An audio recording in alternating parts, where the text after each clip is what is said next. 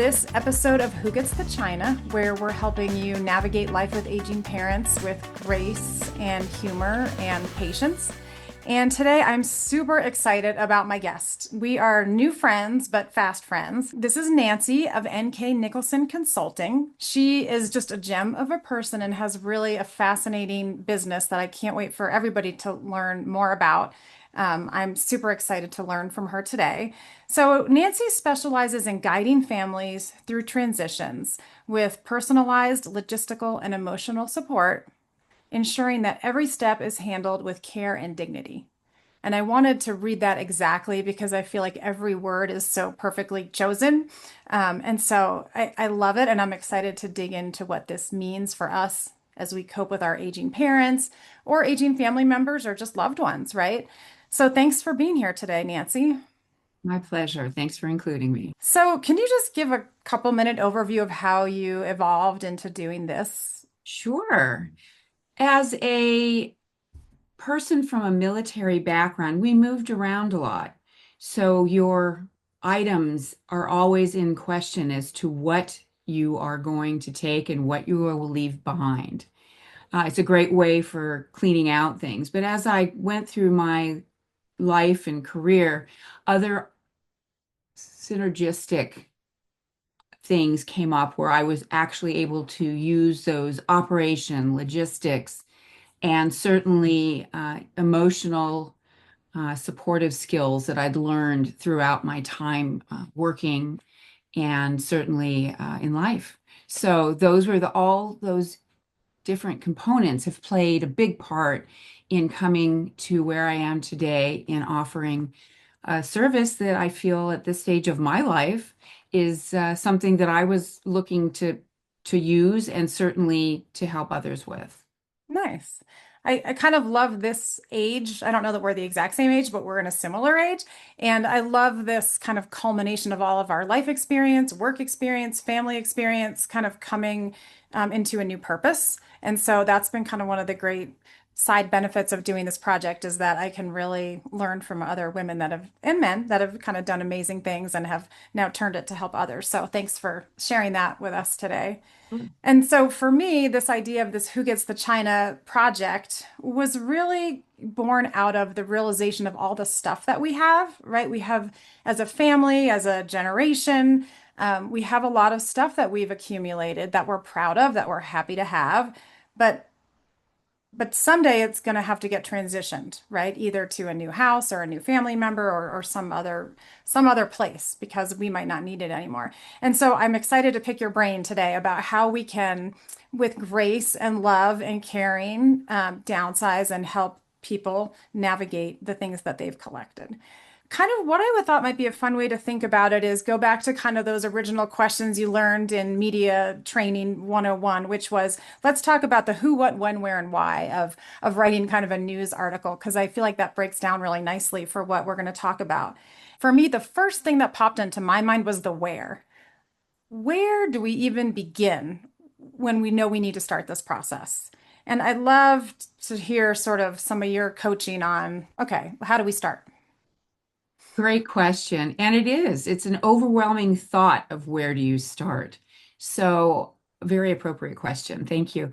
I feel that at this stage of talking with people and with any conversation you have with anybody in your life, you kind of have to figure out where they are, what's important to them, and starting simply.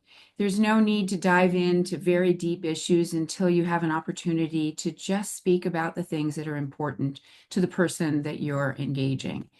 So, where do you start? It could be as simple as asking if there's an art piece in your parents' house that is something that you would like to find out a little bit more about, or maybe it's something that you've loved. So just introducing the subject to someone is a great place to start.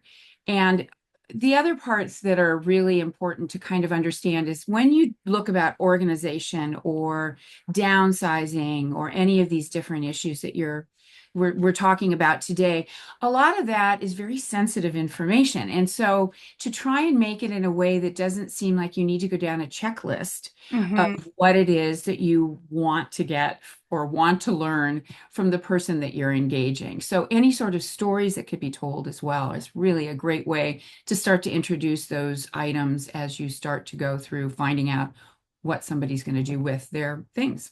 Right. Well, so that's a great insight because I think in my mind, and you tell me what you think about this, I kind of was like, okay, let's start with some of the small, what I thought were inconsequential things, right? Like, let me go through my mom's desk.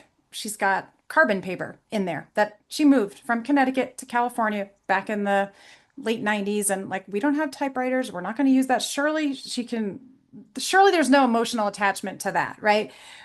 But what I kind of quickly learned is I was wrong. I mean, I'm not saying she was emotionally attached to the carbon paper, but the things that you think don't have value to your parent or your loved one, like actually there is value, even if you don't understand it.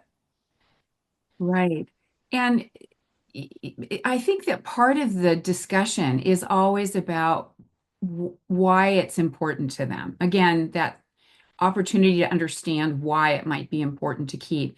And sometimes it's just to say, oh, it was my carbon copy I used. It was my first letter that I wrote and I saved the copy. And we're in such an age of technology where we can do so many wonderful things to take a picture of something, to save it.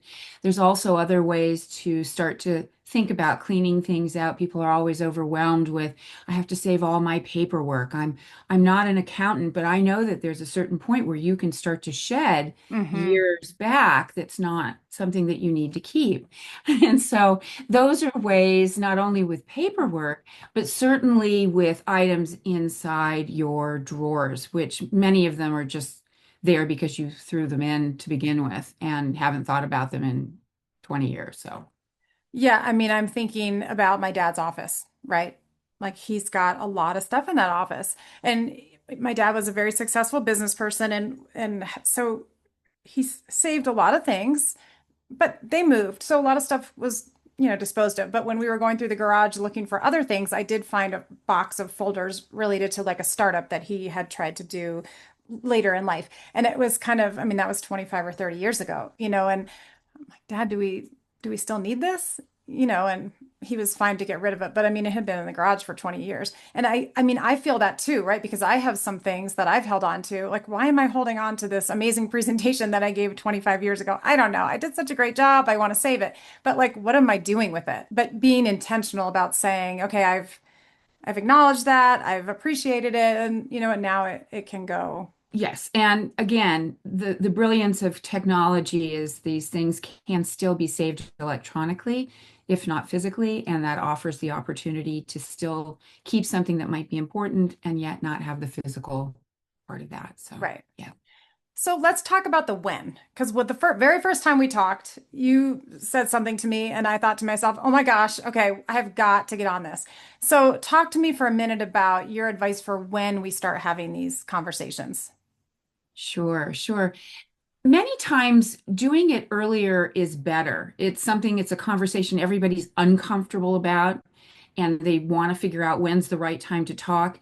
So much of what happens when your aging parents are at a latter part of their lives where they're very settled, they don't want change.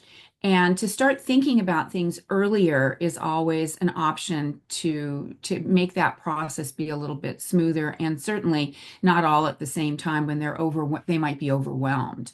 So I like to think of starting things 20 years before maybe a big move even to start understanding what's important in the process of moving someone. And that's everything from the art on the walls, the paperwork that's in the drawers, but also to have kind of a conversation about what might be given in advance of trying to get to moving or to passing away or whatever, and having those items be enjoyed during the time that parent is still alive. So maybe there is a piece of artwork that you've loved that you've said, I would really love to have that eventually. And they would say, well, maybe I'd like to give it to you now so I can watch you enjoy it. But they would Hmm. never know that unless they were having that conversation with you to understand that that's something that you valued. I mean, as putting myself in my own shoes for a minute, it's awkward to say that sometimes, right? It's like I don't want to say to my mom, "Oh, I mean, she knows there's certain things that I like." It's a little awkward, right? To say Oh, that. it is definitely awkward. And that's why conversations started earlier are better. And it's not like you're asking to take it away right away, but it's also understanding that that was something that's valuable to you and it means something. It has meaning to you. And valuable has it's all the word valuable has so many different meanings to it. But honestly, I feel as a parent and then as a child of still a parent that's still alive that part of that conversation is really helpful for both sides to be able to talk about. And certainly, where did you get? We're using the artwork as our kind of focus point right now. But where did they get it? What's the history on it? To have that conversation about what it meant also is your opportunity to really have that story for yourself as Right. well, and certainly to pass along. So it's just the process, and it doesn't happen, as you well know, with your parents. It doesn't just happen on one visit. And it's something that's over time. So taking the time to kind of understand what they're looking for, where they want to live, any of those kind of things would be so much. Do I want to stay in this house? Is this house going to be something I'll want to have grab bars put in? And that's a whole nother conversation. But do you want to stay in the place? Or are you willing to go somewhere? And that Hmm. also helps with how to go through all the stuff that's still in the house. Yeah, I mean, I think it is interesting. I talked to my parents about this. Where do you want all your stuff to go? How do you want to deal with it? And basically, it's, well, we're not going to leave our house, so it's just going to all stay here. Thank you very much. I don't really want to do anything with any of it. And that's a challenge too, because eventually somebody has to deal with it. I mean, my mom likes to cut out these articles from the Wall Street Journal that talk about how the kids of boomers or whatever don't want their stuff anymore, and she gives those to Mm, me. And I think she wants me to reassure her that I will take her some of her stuff or her stuff.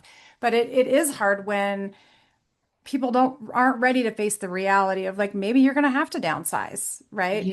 yeah. So like let's do it a little bit at a time, or let's start some of it earlier. Let's get rid of the things that don't matter and put them to good use. Let somebody else enjoy them. But Exactly. yeah, it's a process and better done a little at a time because I find that I mean, I have pretty good energy, but I run out of energy. But for sure, my mom, after an hour or two of trying to go through a dresser in the bedroom, she's like, okay, I'm done. Right? Like I've gotten to my limit. I'm tapped out. I can't do anymore. Yeah, it's an exhausting prospect. I know that I've had an elderly client in her 90s. And the process was not something she was looking forward to. She was looking forward to meeting me and talking with me, but the process was daunting for her. So also understanding that there is that kind of balance that you'll have to go through in order to make sure that the person that you're working with isn't overwhelmed. And to understand and recognize that each time that you take a box out the door, that's a part of their life. Hmm. And sometimes that can be really tough, and just to recognize it and then understand that that will make it easier for them to find things, to make it safer. All of these things are issues that you'll want to deal with, especially if you have an older parent or an older friend that you're working with, trying to do this kind of downsizing or looking through their things. So I love that you just kind of segued into my next question, which was the why, right? Why are we doing this? And I think my mom likes to say, here you come again doing the Swedish death cleaning. Why do you want me to get rid of all this stuff? And for me, the why is I know they want to age in place. And I want their home, their life to be set up in such a way that they can be safe there. They can be there as long as possible. So that's my why. But I mean, from where you sit, why don't we just wait till the end and just let it be? I mean, And give me a good why. some people just will not do it. And I would say, just kind of matter of course, the older people get, the less likely they are to start to want to get rid of things. Just human nature. Those walls start to close in a little bit, and that's just what it is. But why take the time each time? I feel like part of that is to have the stories behind it. And as you go through those things, you get those rich stories. As a child with aging parents, you understand that you'll have never had learned half of what has gone on in their lives.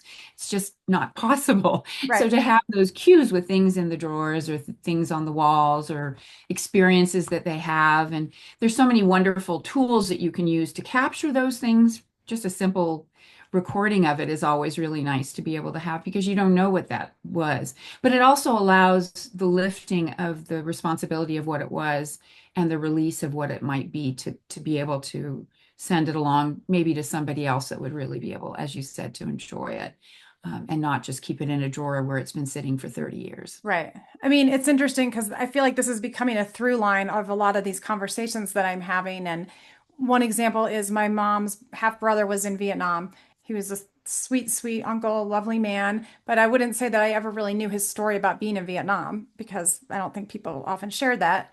And one day I was going through, I don't know, a box of something with my mom, and she was like, "Oh my gosh, this is all the letters that Uncle Tommy wrote us from when he Mm. was in Vietnam." And I'm Yeah, thinking to myself, well, like, this is a great reason to be going through stuff because otherwise I would have never known that they were there, that they existed. And like for me at this point in my life, uncovering some of that depth of our family's story is really compelling and something that I really do want to do. So last time I was there, I'm like, first thing let's do, let's find the letters. Of course, we couldn't quite find where they were, but anyway, well, I'm sure we'll get to them next time. But I mean, I like that why of shifting from we just need to get stuff out of here so it's done to we're here to share stories, to connect, to understand our family's history. I mean, that to me is like that's actually fun, right? That's a good reason to do it.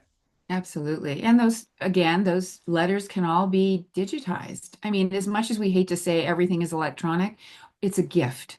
It's Yeah, a gift because, like right now, you're trying to find those letters. You'll know where they are next time. maybe if I can If figure you out where put I them in save them in my in cloud. you put them in the cloud. That's right. That's right. Yes.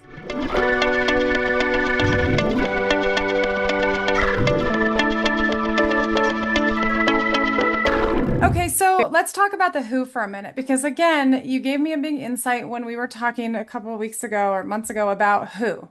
Because I have just been of the assumption that of course it should be me and my sister. So talk to me about the who. Who should be doing this work with our Sure. older I think parents? I think it's a gift to be able to have your kids go through the process with you. It's lovely. It's not always A, practical, or B, even something that happens naturally due to so many different things. I think that in our lives, our parents are very protective of us and or private and not necessarily giving up of all the information that might be valuable to the kids or to friends or whoever that might be. So sometimes having a third party come in and work with a couple or an individual sometimes makes it a little easier because those questions aren't really having to be, they're not being judged by Mm-hmm. a family member. So the family member is amazing. And it's also not always convenient for the family members. They live in different places. I mean, you're lucky you can travel to visit your parents, but not everybody can do that. So Mm-hmm. sometimes having somebody local that is a good communicator, and I feel that that's part of that process is being open and it's going to take time. And some people don't have the desire to take that kind of time for whatever reason. Mm-hmm. And so just to have whomever is going through with this process has patience, empathy, and certainly a willingness to take the time to do it because it isn't something that you just sit down, as you said, and do in a day. It just doesn't work that way. It just doesn't work that way. Yeah. Yeah, and like you're saying, it doesn't have to be a professional. I mean, it could be. It could be No. somebody like yourself that you hire Yes. that this is what they do. Or it Yes. could just be like a family friend that can kind of be Absolutely. an intermediary. Third especially party. when things get emotional, right? Like I know sometimes Yeah. my mom will be like, "What are you doing with that item? Where are you going? Are you going to the garage? Don't put it in the trash." I'm not, Yeah. and I have to say, Yeah. I'm not putting it in the trash. I'm just whatever, moving it. But like Right. we're a mother-daughter, so we love Right. each other, but of course there's emotion there, and Yeah. sometimes that can get in the way. And Mhm. so having like a friend or Right. somebody else, even a child, honestly, like my kids can say things to my parents that maybe I wouldn't say. Right. And my mom can say things to, so like just knowing when you need to maybe bring in a different person, having that Exactly. awareness. Yeah. Exactly. And in a way, the beauty of this, if it's multiple people, the actual time it takes Yeah. can be broken up between people, and also the stories enjoyed. So I think that Right. that's a win for everyone. That's So true. yeah. So I wanted to hear you talk a little bit about this phrase that you used, which is a question to get it started, which is what do you want around you? Right. Because I think that positive approach versus it's more of a an abundance approach. You have all these lovely things. What matters to you versus like we have to get rid of stuff. What do you want to get rid of? Right. So can you just talk a little bit about bringing that approach to this process?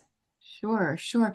And actually, one of the stories that I like to tell about that is the overwhelming part is looking in your surroundings and saying, I love all the things that are around me. It's important to have all these things around me. And in the end, they all have a reason why they're there. But so much of what you have is also behind a door or behind a closet or inside a drawer. And you don't see it all the time. So sometimes being able to talk about what you have around you is what you really want to use, to see and to have access to. And most of us have a closet full of things we probably haven't even put on our back in 5 years. And but maybe I will when I'm doing this. But in the end, realistically, there's so many other people out there that could really enjoy the use of these items and not have them be sitting in a closet for no one but you to look at and say, oh, it's still there. And maybe that's important to them, but you have to understand what it is that's important to have around, what they see, what they Mm-hmm. use. And then again, I always go back to safety, Mm-hmm. making sure it's easy to get to things and that they're not way in the back if it's something that's important to you. Maybe it needs to be brought forward and something else should be taken out uh, or donated or whatever you want to do with it. So it's important for Yes, what. I mean, my mind is reeling as you're talking about this because it's true. I mean, eh, like I'm thinking about my parents' laundry room area. One day my dad had a small fall in the laundry room area, and I kind of went down there to see like what's going on here. And I realized like, oh my gosh, I mean, there was a lot of surrounding items that really didn't need to be there. And so in an emergency situation where maybe you lost your footing and you had to grab onto something, you might be grabbing onto something that wasn't secure or useful, right? So like things just navigate their way to the laundry room or whatever, right? You just end up with them there. But from a safety standpoint, okay, let's reimagine this. Maybe it doesn't really need to be like this. You don't need all this stuff where you can see it, right? These can go in a cleaning closet because how often are you polishing the silver, whatever it is. But I think it's interesting because sometimes you need a fresh perspective to look at things that way. Absolutely. Absolutely. I was just visiting my 94-year-old father. And the garage is one of those things that I go in and I think, oh my gosh, every time I watch him get out of the car and maneuver over and around items that are on the ground, it gives me, it gives me a heart attack to think, Yeah. gosh, he's gonna fall over these things. So I did, the approach that I took because my dad, much like your parents, when you go to visit, he's somewhere else, so I have to go and visit. I always ask, is there an area, maybe there's an area that we can make a little bit more accessible. And I said, you have all of these things that are sitting here. They've been here because it's easy for you to grab when you're doing something, but is it something you're using frequently? And so just asking if not to get rid of it, but to rearrange it. And then in the process, he would say, oh, yeah, I don't need that. Yeah. I don't. And it was just because his attention, it's just because it's there doesn't mean that he sees it. Right. Right. Same So for again, us. Right, Yeah. your point of moving it. But I remember after I'd finished, he walked out the door to go to the car and he said, "Oh my gosh, I have so much space." And so I thought, yeah, well, Yeah, here you that's what go. And you happens. have all your coolers are all stacked over Yeah. here, not all over the place. So yes, it's part I of it. mean, the same with my dad. One day I said I planned way ahead because I don't know, you probably know this better than I do, but in San Diego there is a toxic dump area, right? But you have to plan ahead, or at least that was what I understood to get an appointment. And so you Yes. need to plan a couple weeks in advance. So I said, okay, guys, when I'm out there the next time, we're going to the dump. I'm taking dad and we're going to fill the back of the trunk with like any toxic chemicals like turpentine, weed killer, things that you're just I know you think you need it, but when are you going to do this project? And so actually, like, it was kind of fun. I mean, it was silly, but a little bit fun. Like, we got some laughs over it. And when I grew up, there was a store called Caldor, which was like the Target of the 70s. And so we opened some nails and screws, and there were Caldor labels on them and price tags. And I was like, Dad, you know, well, you haven't used these in 50 years. And do you think we really, yeah, just keep it. I might need it. I was like, okay, fine. It's not taking up a lot of space. You want it? It's from Caldor. I don't know. Maybe it has a nice, triggers a good memory, but just that, like starting with what you can do. Let's Right. get at least the dangerous items out to the dump. We Mhm. did that. And, we actually, like, it was kind of a good father-daughter bonding experience. Bonding thing. So, And yeah. I think also pointing out certain things that are maybe at fault with the item itself, if it's cracked or chipped and somebody might hurt themselves or it might break easily, are great ways to start to also weed through things. It's your favorite cup, but it's leaking because Yes. the crack is Yes. Oh getting my ever gosh. You're larger. just talking my language, Nancy. Yeah. All the things. So my next question was going to be when a client is really stuck and just can't part with anything, where do you start? Mhm. And so I love that you're saying just start with things that are broken or non-functioning, right? I mean, and we all have it. I have things that I'm like, oh, I might fix that. Maybe I'm going to use that. And maybe you might, right? So, okay. But like the things that of the 40 teacups you have, do you really need the cracked one? No. But another thing that you and I talked about was where is my stuff gonna go? Right. So Right. talk to me a little bit about that piece of this puzzle. Right. And again, going back to the starting early, it's really great to know if there are uh, family members that would love to have some of these things. And it doesn't just go with your immediate family. This goes out because so many of our parents' generation had their parents' things. And if they were multiple siblings, are there other family members that might like these things? And to talk about where those things might go if it isn't to you. Also, there's the thought of, do you have philanthropic wishes? Are there places that you would like those items or the proceeds from a sale or they where they could be donated to make a difference? And understanding that philanthropic need or want to give to a place is a huge start. One of the people I've worked with was very important for her to give to hospice. And hospice had a thrift store, and that was the place that we took all of the items. And so if you know that in advance, all of us can do research to find out places to give, which is great. But if it doesn't mean anything to the person that you're doing it with, then they may not be as ready to give it up if they Right. know it's going somewhere. One of the things I had a gentleman that passed away and he was a professional still with all of his professional clothes. I took it to the local university, to the career place where for the first time that might have been a student's first suit that they had. Mm-hmm. So there's all sorts of ways to be creative in the donating process as well. And then those items aren't going into the trash or just not being used. There's always a place to find a home for things. So it's a really good way to start talking about philanthropic Mm-hmm. interest and And I place know, like, my this. mom doesn't particularly want to give to the Goodwill. I don't know why, just whatever. That just doesn't, that's not her thing. And Mhm, so she's happy to give to, she really wants to support veterans. mhm, Great. Okay, great. mhm, So let's mhm. let's go do that. Although we did go to one veterans drop-off place and she was like, I don't know about this. Like she just wasn't really ready to let go of some of the things. And so Yes. we had to sort of pivot and decide we're going to come back another day. Because it is that, like, I think what I try to encourage her to do is like, let's put it in the garage, Hmm. let it be there for a few months. If you Hmm. don't need it, let's move it out. Now, the Hmm. problem with that is things have a way of finding their way back into the house. But Yeah. I'm trying to respect that the actual delivering of the item is the hard part. And so, like, let's find a good place where you feel good that it's going to go to good use, Yeah. you know? And here in San Diego, there are so many. I mean, I do emergency relief work for an Mhm. organization, and they have a thrift store. So there's loads of places. It's just finding the resource, and it's a matter of finding somebody that knows.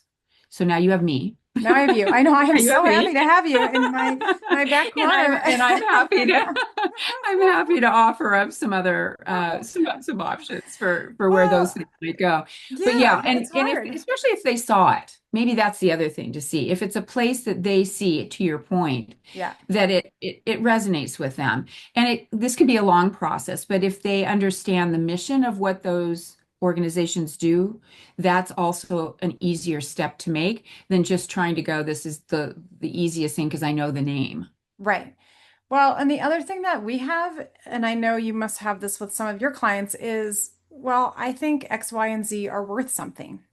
Hmm. Right. And so there might not be an emotional attachment to it. Like I'm going to take digital cameras for an example, because I was just at an older person's estate sale and they had a slew of digital cameras out and they were all about $50. I mean, meanwhile, I thought like, who's going to charge $50 for like a 1982 digital camera? Well, actually, like my daughter's a teenager, teenagers want these now, right? So they actually have some residual value.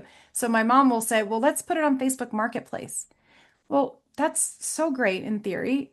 And if I lived here all the time and I had no job and no family, like that'd be great.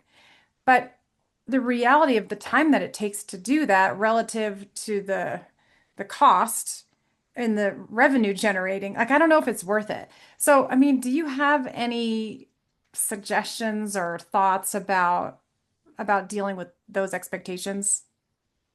Sure. And I think that there's all different ways to do it. If you are a savvy person that wants to put it on Facebook, as you said, great. That's great.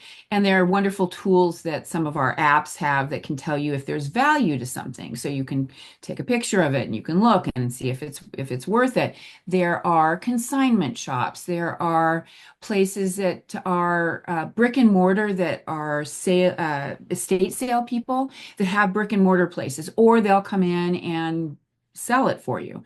So we're not as likely to do garage sales as we used to do. Yeah. That was something that was such a popular. We still see them around, but a lot of the times it's just not as it's just not as desirable to do for whatever reason. But there are other ways to consider it, and the donation part of it is also another way to consider that those are write-offs for your estate as well as knowing that they're going to go to somebody that needs it. Mm, One of my clients was a breeder of dogs. And so all the equipment and things that were required for breeding dogs was in his house. And you're thinking, oh my gosh, so, what do I do with all this? So, I have a friend that is a vet at the Humane Society. And what a great way to understand that those items will really be used in the proper place. right. So it's finding the right home for those items, because otherwise it's just what do I do with I it? know. I mean, and it's back to Yeah. like tapping into your network a little bit, right? Like, who do you Yes. know that knows somebody that does this and Right. maybe they can benefit from it? And Exactly. then, yeah, everybody feels good about it. Yeah. How do we give things out amongst a family so that it's fair? We've all heard the story where like the sister is all of a sudden on a visit one day to her family and all of a sudden the engagement ring has gone missing, or these plates have suddenly come out of the hutch and where are they? Where were they? Like there's these sort of inappropriate ways of taking or giving, perhaps.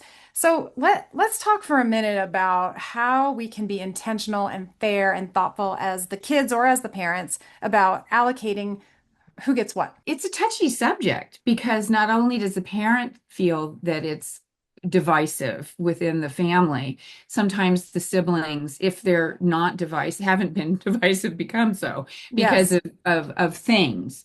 And I think one of the best things that I have found that helps really well is to have a way to start the rotation.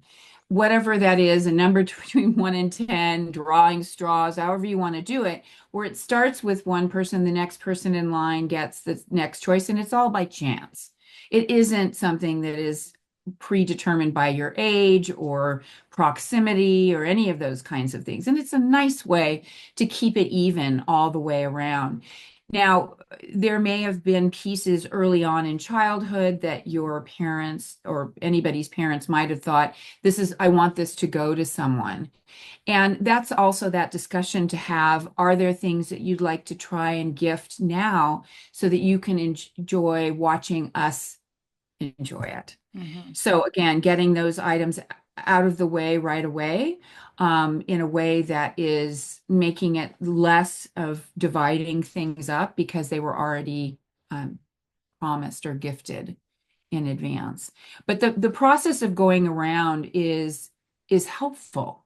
It's very helpful and fair. I mean, the first person, obviously, if they want whatever item and everybody coveted that, that's the luck of the draw. Right. And then it's not, it's not, it's not because of any other reason, but for the fact that they happen to have chosen the right number. So Right. it's a hard thing. And again, unless it's been designated already by the parents or the family member or whomever, great Aunt Charlie, Uncle Charlie, you don't know those things. And sometimes they're written in and sometimes they're not. And this is a nice way to have it be broken up.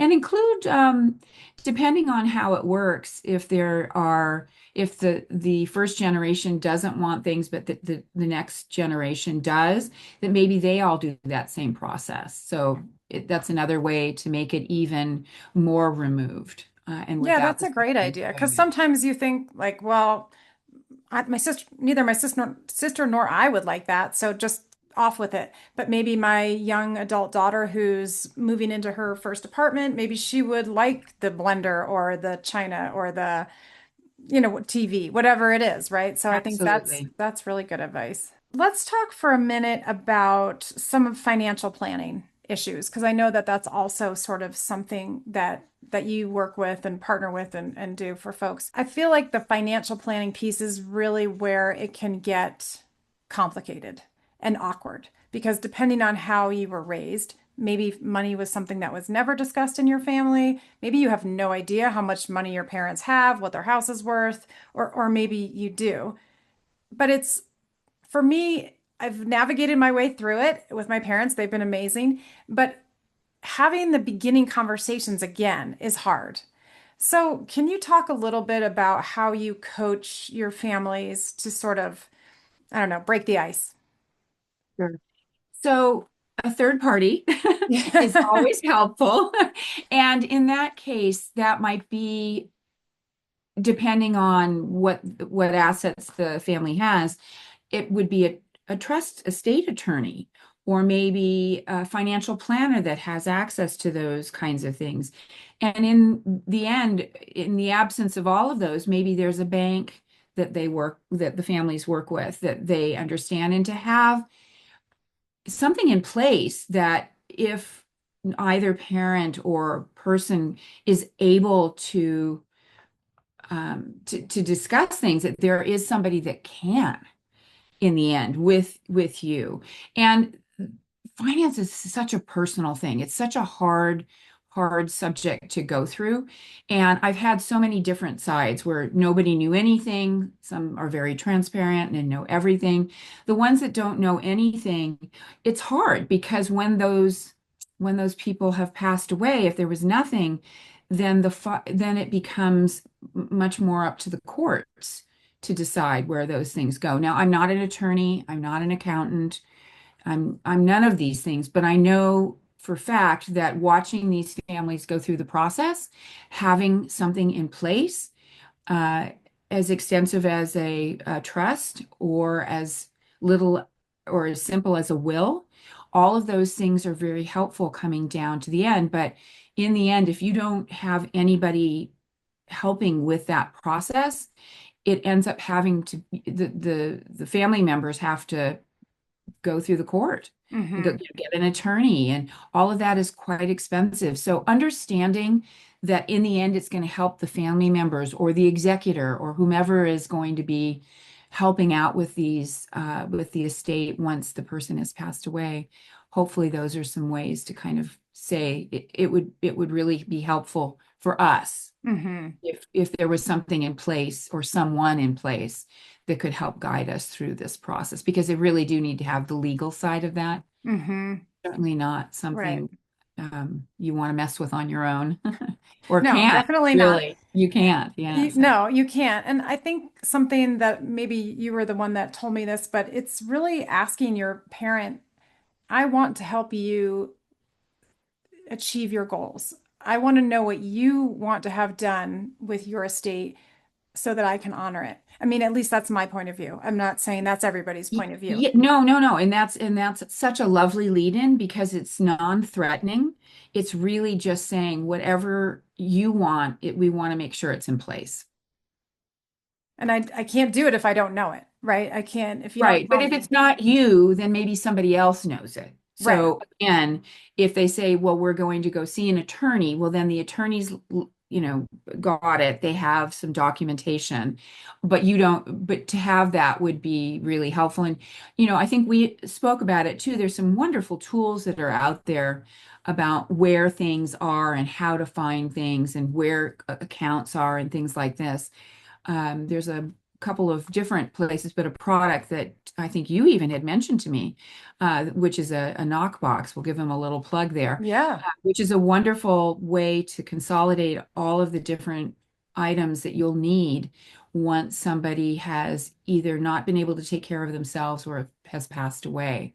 And to have all of them, and we can just sit here and probably not hit every single thing that you have that that you're, oh gosh, I forgot about that policy, or oh, there's another thing here that I haven't talked about. And I feel that those items, either electronically or physically, to have in a place is a gift for your Hmm. family. It's Absolutely. a And gift. even Yeah, things like the keys to your house. I mean, exactly. little things like I mean, my Right, parents, the garage, you can't plug a number in on the garage and get in the house, right? So right, it's, I mean, and I think I have a key somewhere in my key drawer, which has like 400 other keys in it. But, I right. think there's like a place where like this is where your key would go. So Yeah, just, right, there is. thinking through a lot of those fundamentals that we just kind of take for granted, right? Granted. And those items are actually, they'll walk you through. They Yeah. actually have a template. They just walk you through what you should do. And it's such a helpful tool. It's a nice gift to give to people, actually. It is. I mean, I'm gonna be totally transparent. I bought one for my parents last time I was there. It's still sitting there, waiting to be executed, but that's okay. I mean, I think that's what I learned with a lot of these processes, right? Right. It's really like a slow build. So, okay, we got the thing in here. Everybody Yeah. agrees it needs to get done. And then 6 months later, we will perhaps Yes, get tackle there. And doing for it. you, maybe to consider doing it Oh, yourself with yeah. your Yep. own things, and then you're ready to know what to do going with your, Right. parents. So yeah. Yes, I told them, I said, I'll do it myself first because the Yes. same. I Good. mean, nobody knows, right? No one knows how long we're here for. So let's be Yes. ready. Yes. Yes. Because like I think you said it and I hear it a lot. I feel like now no decision is a decision, right? So if you don't plan for it, it's going to happen one way or another. You might as It well take will. charge. Is Yes. there anything else from your experience that you would want to share today? Sure, sure. I think I'm every single job that I have had, or family that I've worked with, or individual that I've worked with has been different. And so the issues that you find or the things that you're surprised by are different every single time. And I don't know that I could have ever said this until I had to do it, but check for money under the mattress. And who knew that you could save buckets full of coins and that somebody has to actually deal with those. So again, there are just every single place that you go and things that you and items that you see are unique. Right. And I am always pleasantly surprised. There's always funny stories that come out of it, but always reassured that there's never one way to do anything. And so just be patient, be open, flexible, and sometimes to find another way to say something so it's not so direct and really can hit somebody the wrong way. Sometimes just going around it first will give you better results rather than asking the question directly. That's Just great advice for lots work. of things in our life. Sometimes the best path is not the direct path. Yes. We like to get it done, but not always the best way to go. Right. I've learned that in lots of areas of my life, but I continue to have to relearn it, apparently. Well, this has been so fun. I love that you made time to meet with us and share all your expertise and advice so that those of us that are starting this path can hopefully do a better job and have it be less stressful, less anxiety provoking. So I'm just really grateful for your time. Of course. Thank you for thinking of me. I really appreciate it. Who Gets the China is written and hosted by Kirsten Mau, produced by Aaron Bryce of Blue Ogden Productions. Our theme music is composed by Greg Fellman of Wind Sand Productions. Our cover art is by Jen Beam of Gigawatt Studio. For more stories and expert advice, follow along on Substack or at www.whogetsthechina.com. If you enjoyed this episode, please share it with someone who might appreciate the conversation. And don't forget to rate, review, and subscribe wherever you get your podcasts. Until next time.